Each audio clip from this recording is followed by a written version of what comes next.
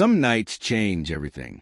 I was a father fighting to survive, counting coins to pay bills, praying my little girl would never see the weight I carried. Then came the storm, the tears of a child in the rain, and a choice that led me into the world of someone I thought was untouchable. A woman draped in power and walls, so high no one dare climb them. But walls have cracks, and sometimes the smallest laugh, the tiniest hand, can break through where nothing else can. What happens when two broken souls collide? When pain meets hope and strangers begin to feel like family?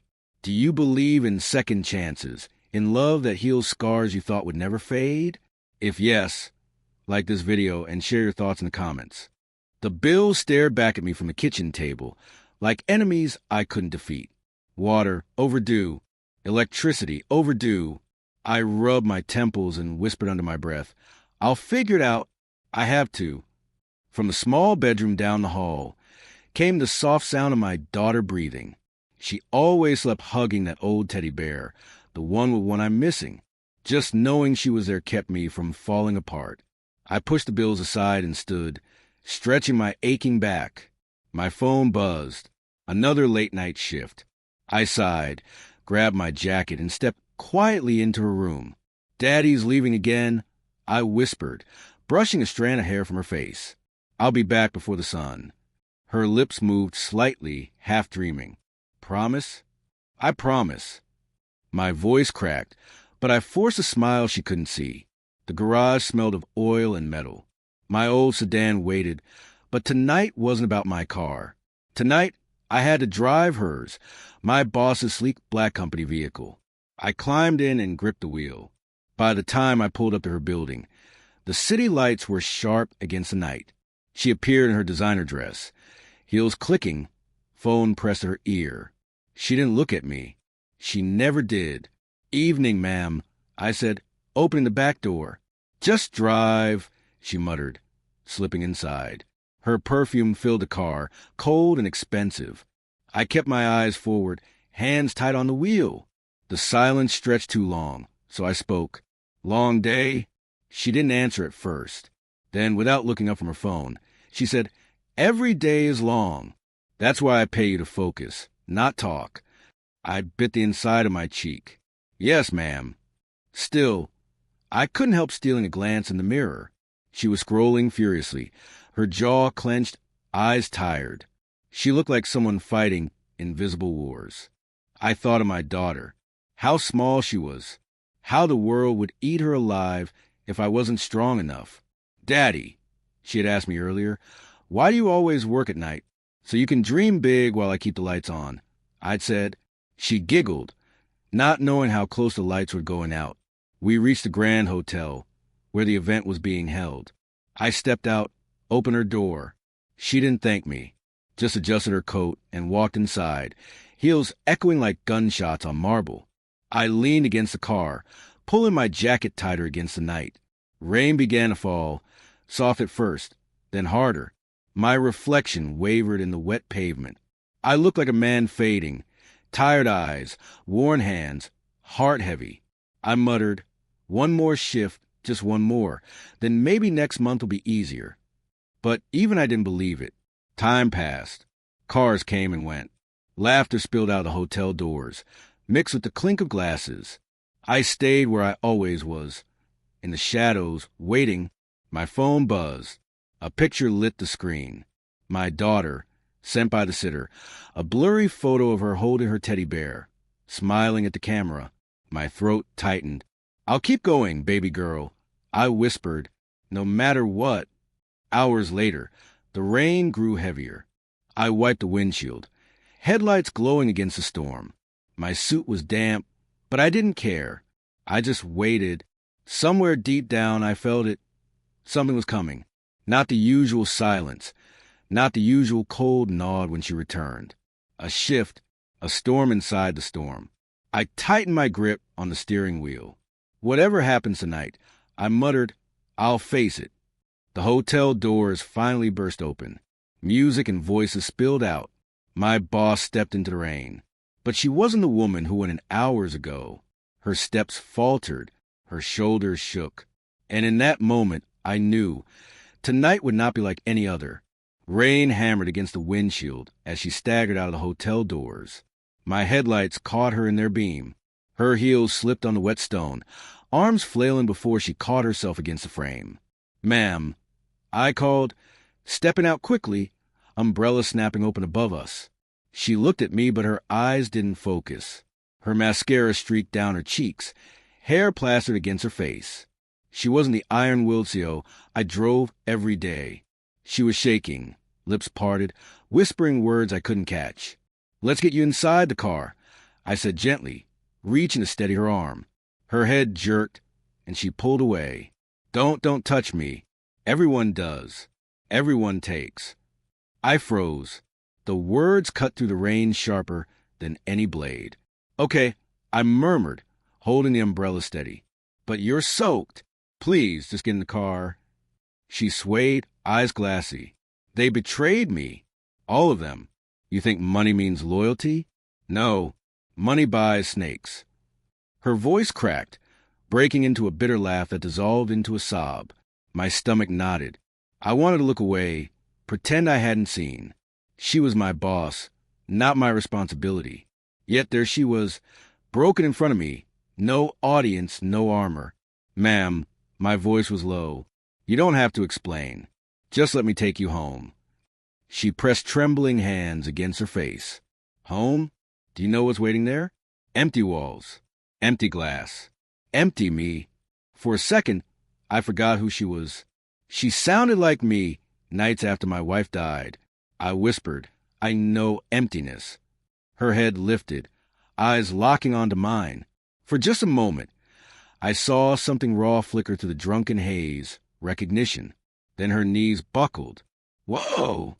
I lunged, catching her before she hit the ground. She was lighter than I expected, all sharp bones and shivers. Her perfume mixed with the sting of alcohol. She groaned against my shoulder. "Why? Why are you helping me? You're just a driver." My throat tightened. Rain poured down my neck, chilling me to the bone. "Because right now, you're just a person who needs help. That's enough." I half-carried, half-guided her to the car. She slumped against the seat, hands limp in her lap.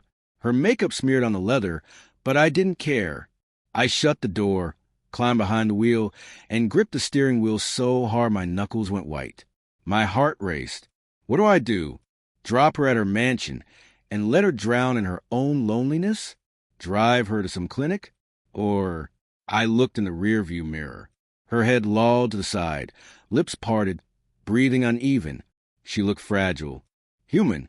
My daughter's face flashed in my mind. Her small hands offered me water when I looked tired. Her whisper, "Promise you'll be okay, Daddy." If this woman were my child, would I just abandon her?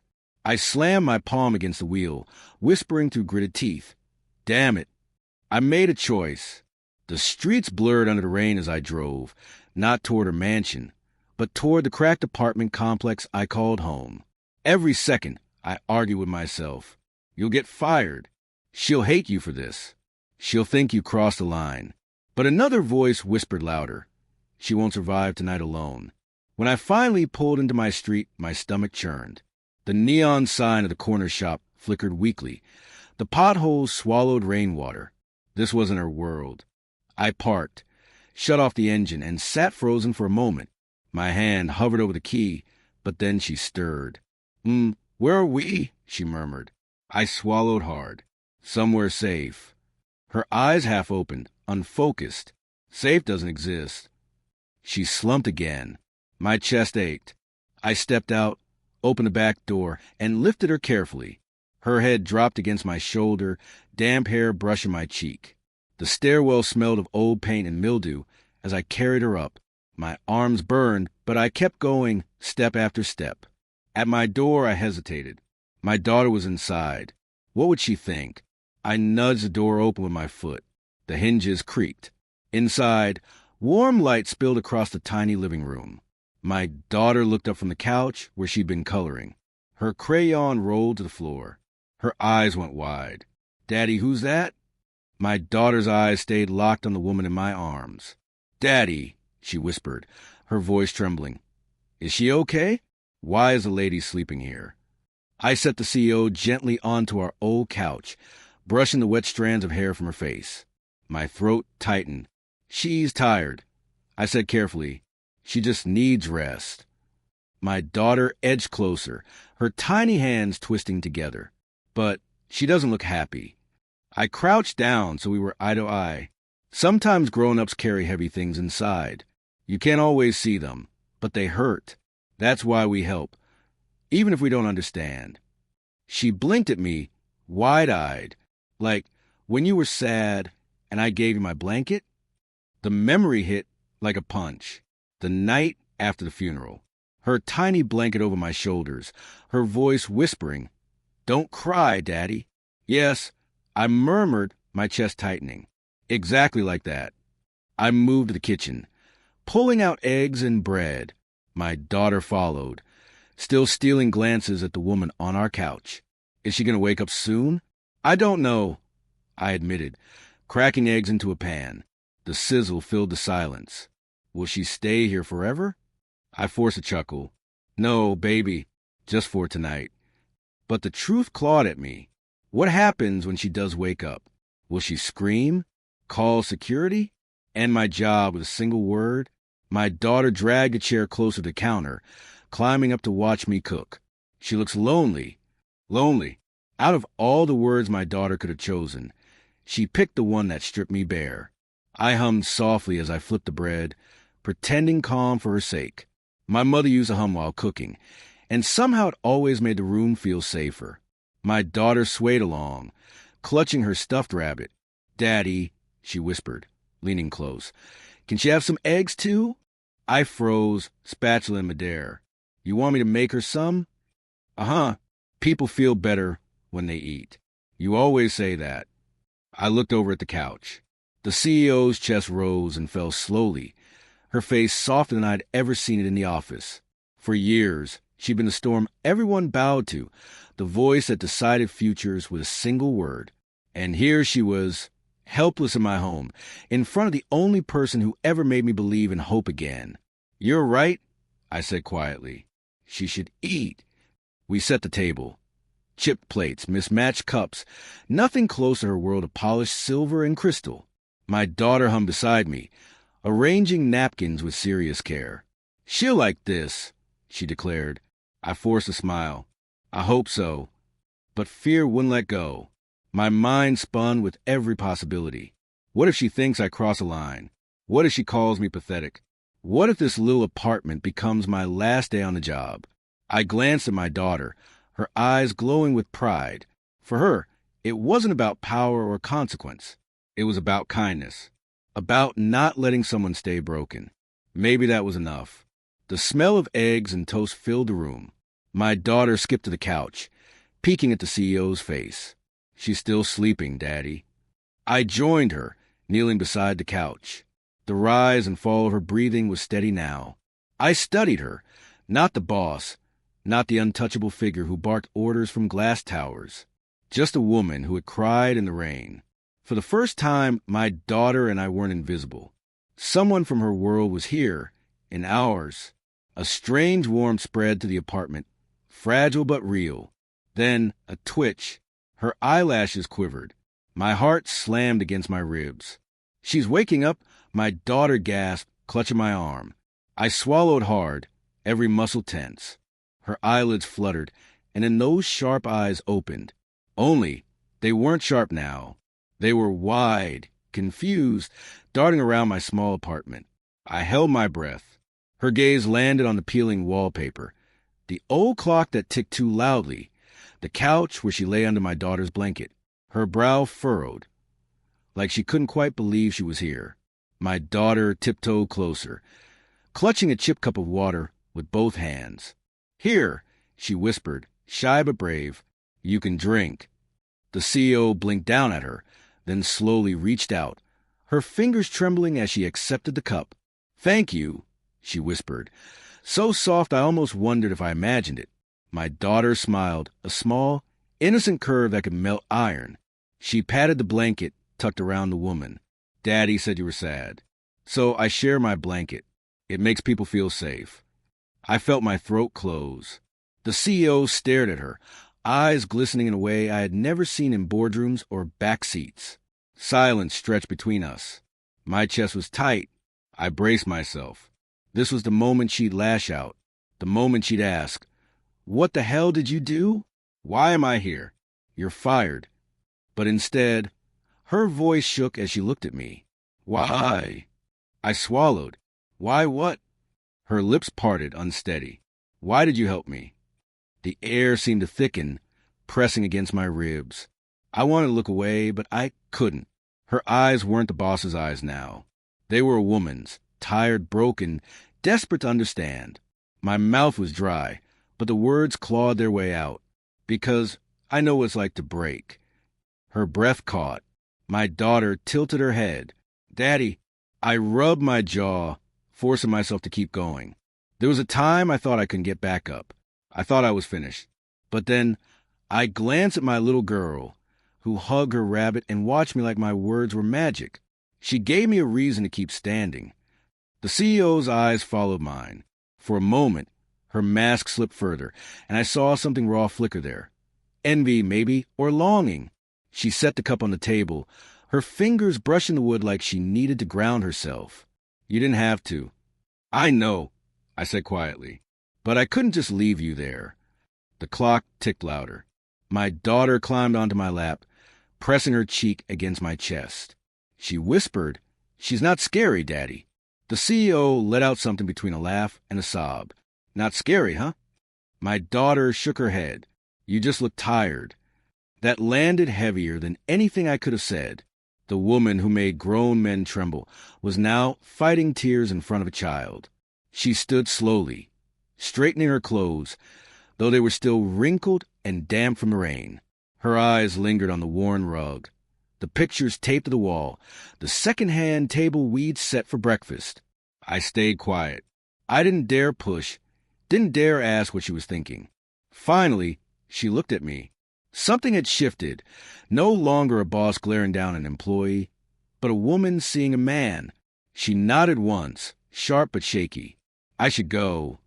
I rose too quickly. "I'll drive you." Her eyes flickered to my daughter, who was waving with both hands, rabbit dangling by one ear. For just a second, the CEO's lips curved, the faintest ghost of a smile. She turned to leave, but as the door opened, she glanced back one last time. Not at me, at my daughter. And then she was gone. Her glance at my daughter lingered long after she left, burned into my chest like a question I couldn't answer. For days, I tried to slip back into routine.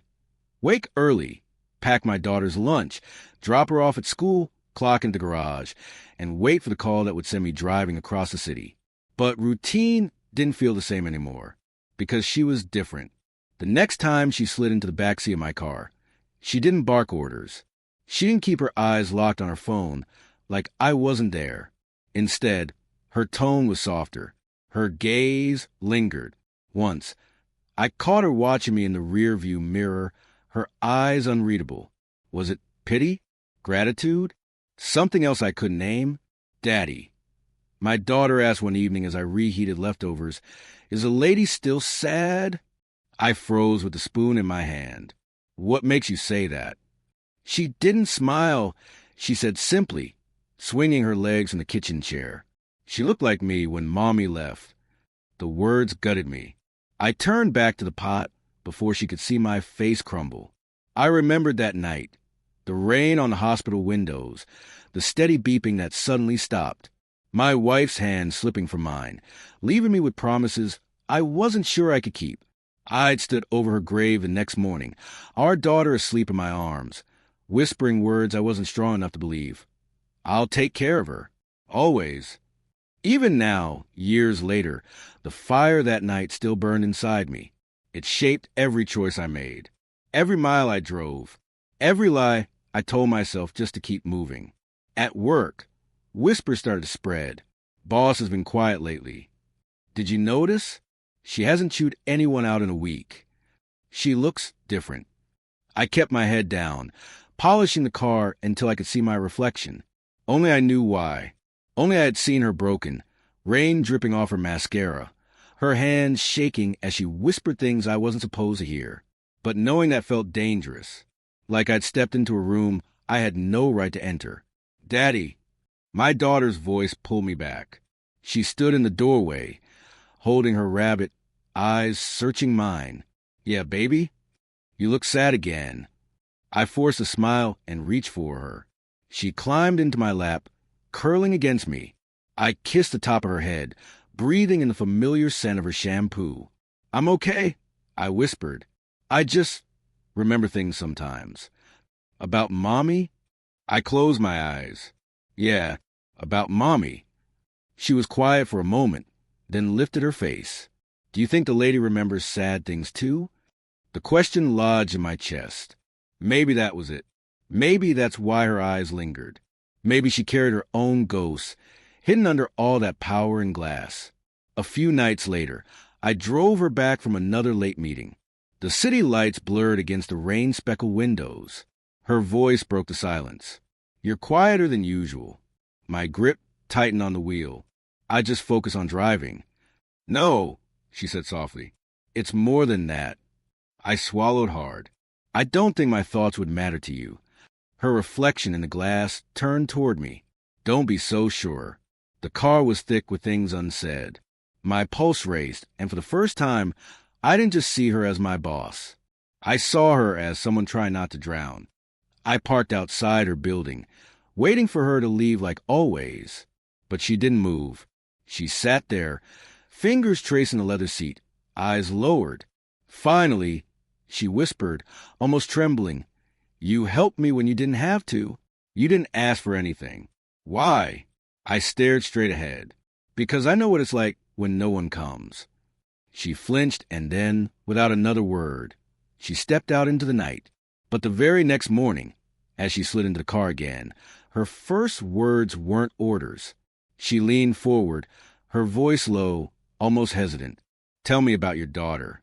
Her words from yesterday still echoed in my chest as I drove through the city lights. And tonight, as she slid into the back seat, she didn't waste time. "Bring her to my house this weekend." I nearly hit the brakes. "Excuse me?" "You heard me." Her tone was even, but there was a crack beneath it. "Your daughter. I'd like to meet her properly." I gripped the wheel tighter. "Why?" "With all due respect, ma'am, this feels strange." Her eyes met mine in the rearview mirror. "Maybe it is, but I want to." I didn't answer. Couldn't. That night at home, I tried to brush it off. She's my boss. She doesn't mean it. But my daughter's eyes lit up the second I mentioned it. "Her house? Like a castle?" I sighed. "Something like that." "Please, Daddy? Please, can we go?" She bounced on her toes, rabbit tucked under her arm. I wanted to say no, to protect her from disappointment, from entering a world where we didn't belong. But her excitement was louder than my fear. Saturday came. My hands sweated on the steering wheel as the gates of the mansion opened. The driveway seemed to stretch forever, lined with perfect hedges and fountains I'd only seen in magazines. My daughter gasped, "Daddy, look at the size of that door." I swallowed hard. "Stay close to me, okay?" The door opened before we knocked. And there she was, no power suit, no sharp heels, just a simple sweater, her hair tied back. For once, she looked almost ordinary. "Welcome," she said softly, stepping aside. Inside, marble floors shone beneath chandeliers. The silence felt heavy, like a museum no one lived in. My daughter's laughter broke it instantly as she spotted a long hallway. "It echoes," she squealed, her giggles bouncing off the walls. I winced. "Sorry, she—" "No," the CEO interrupted, her gaze fixed on my daughter. "Don't apologize." Something in her voice cracked. My daughter tugged at her hand. "Want to play tea party?" The CEO blinked, clearly startled. "Tea party?" "Yeah." She pulled 2 plastic cups from her little backpack. "You can sit here. Daddy sits here." I chuckled nervously. She brings that set everywhere. The CEO lowered herself awkwardly onto the floor. Her knees bent stiffly, like she hadn't sat like this in years. My daughter poured invisible tea, humming to herself. "Here you go," she said, offering the CEO a tiny cup. The woman who'd once made executives sweat took it with both hands. "Thank you," she murmured. "Now you drink," my daughter commanded. The CEO lifted it to her lips, eyes glistening as if the simple act meant something much bigger. I leaned against the wall, watching, and in that moment, I saw her differently. Not the ruthless figure who lived in headlines, not the boss who held my paycheck in her hands, but someone lonely, someone who didn't remember what laughter in a home sounded like. My daughter clapped. "You're good at this." The CEO laughed, a real laugh, unpolished and raw. The sound startled even her. She touched her chest, as if checking if it was real. I realized then, beneath all the power and armor, she was just as lost as I was. Later, when my daughter ran off to explore, she caught my arm gently. Her voice trembled. "Can we talk?" Her voice was trembling when she pulled me aside that night, and even after leaving her mansion, I couldn't shake it. Something shifted between us. The next morning at work, I felt the stares. "Hey, did you see the boss yesterday?"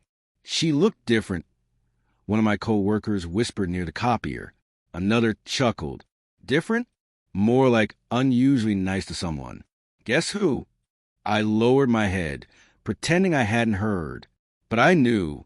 Everyone was noticing the way her tone softened when she said my name. My name. Not Mr. Khan. Not assistant. Just my name. At lunch, I called my daughter. "Daddy, guess what?" She said I made the best tea in the whole wide world. My little girl squealed over the phone. I smiled despite the knot in my stomach. "You really liked her house, huh?" "MHM, but I liked her smile better. Do you think she'll come visit us?" "Please, Daddy." Her innocence pierced me. She didn't know the rumors swirling at the office. She didn't know about the storm brewing inside me. I'll ask her," I whispered, though I had no idea if I should. That night, sleep refused to come. I lay on the couch, staring at the ceiling, listening to my daughter's steady breathing from the bedroom. My heart pounded like I'd done something wrong, though all I'd done was let her laugh in a marble hall. Why did it feel like betrayal? Because every time my boss looked at me, I remembered my wife's last smile, the promise I made at her grave, to raise our daughter right, to never let loneliness make me reckless. But then I heard her voice again in my mind, softer than I'd ever known it. "You're a good father." 2 days later, she called me into her office. "Close the door," she said quietly. I did. My palms were sweating. She looked tired, but her eyes locked on mine. "Do people talk about me?" I hesitated. "Sometimes." "And about us?" I swallowed hard. "Yes." She laughed bitterly. "Figures." Then, after a pause, "You think I care too much?" Her question struck me like a blade. I wanted to answer no, to say kindness wasn't weakness, but the words caught in my throat. Instead, I asked, "Why me? Why us?" Her eyes glistened. For the first time, I saw the steel in her crack. "Because you don't want anything from me," she whispered. "Do you know how rare that is? Everyone always wanted something. Money, power, favors. No one ever wanted me." Her voice broke on the last word. I stood frozen, torn between reaching out and stepping back. My daughter's laughter echoed in my memory. Her tiny arms wrapped around the CEO's waist as if she belonged there. "You're not alone," I said finally, my voice low. "Even when you think you are." Her lips trembled, but she nodded. Then, almost as if testing the sound, she said my name again, gentle, unguarded. I shouldn't have liked the way it felt, but I did. The days that followed blurred into something dangerous. My daughter clung to her whenever we met, and I couldn't bring myself to stop her. At night, I thought of her laugh, her tears, the way she looked at me like I was more than just an employee. Guilt gnawed at me. Longing burned hotter. I was standing at the edge of a cliff, and I knew one wrong step would change everything. One evening, after everyone had left the office, she lingered by my desk. "Walk me out," she asked.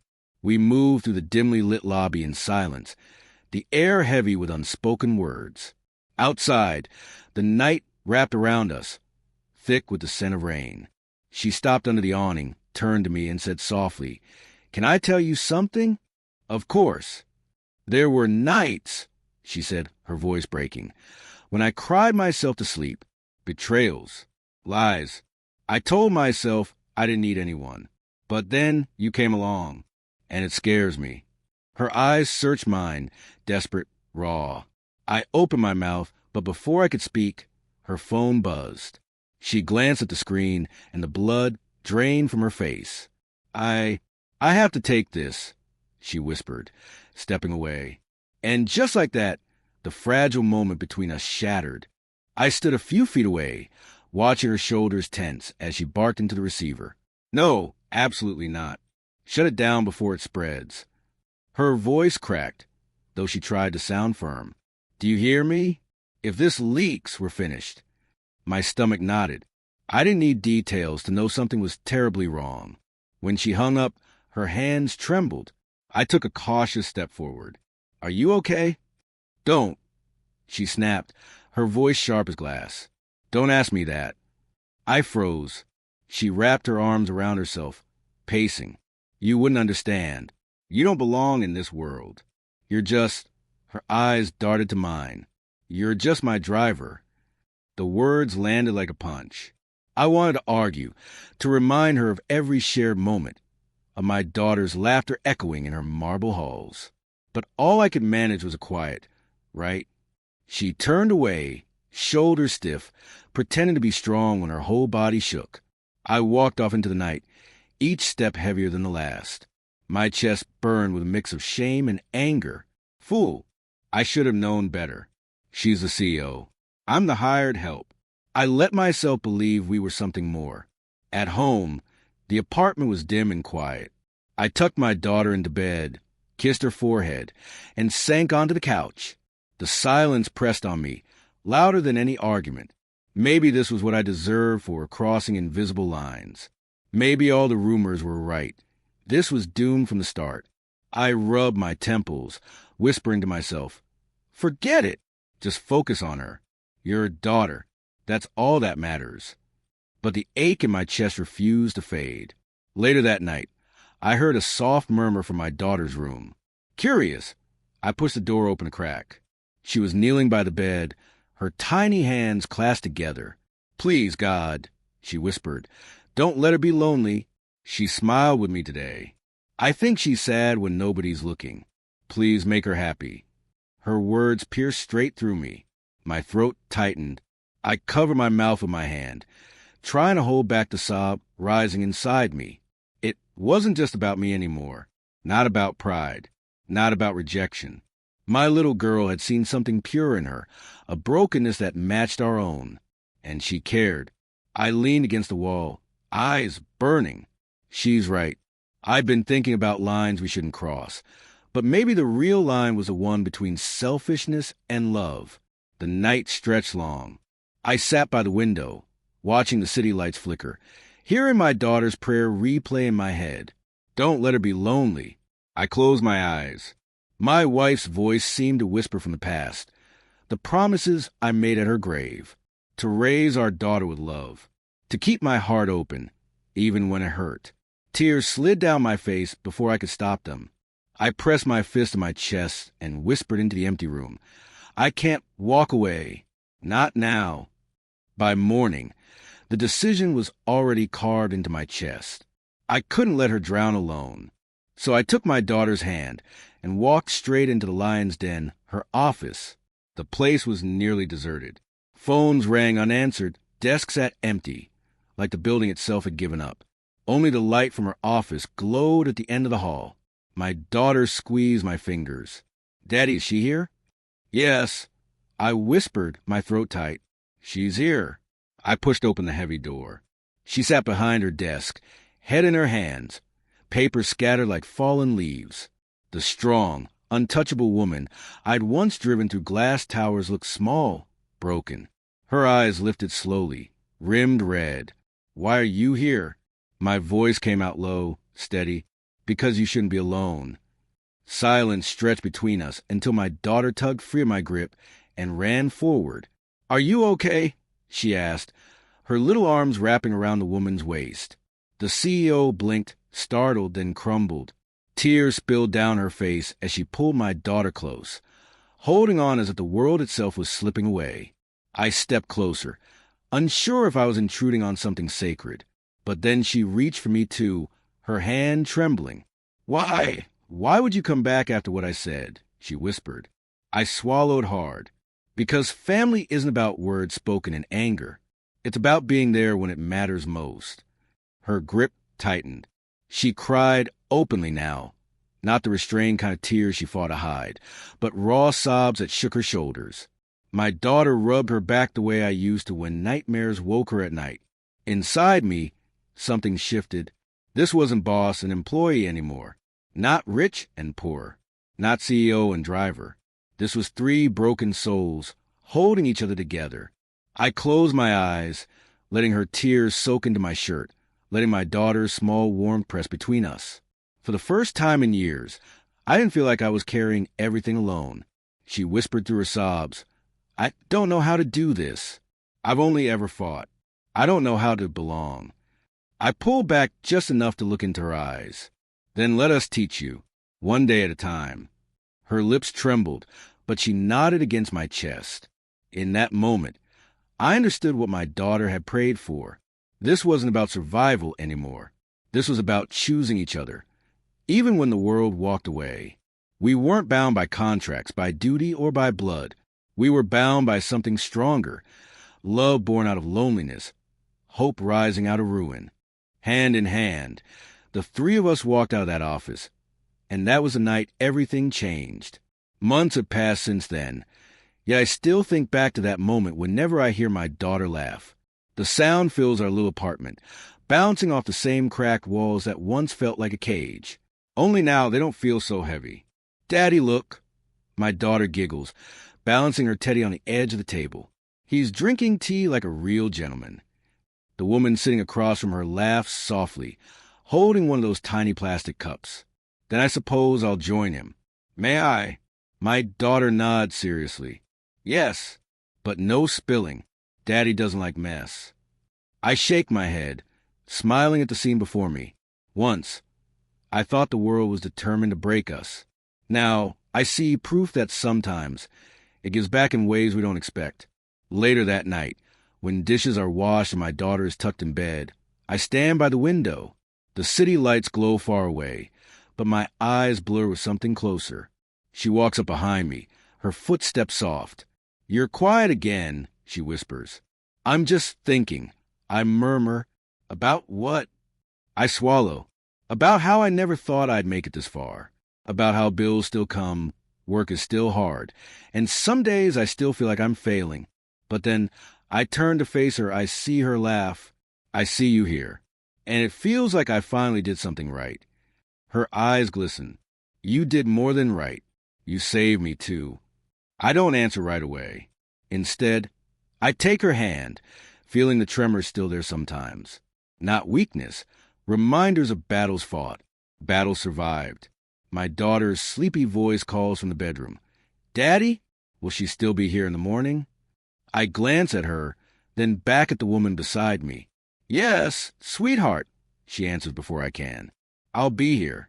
The words settle in my chest like a promise, warm and unshakable. I look back out at the city and whisper a silent thank you.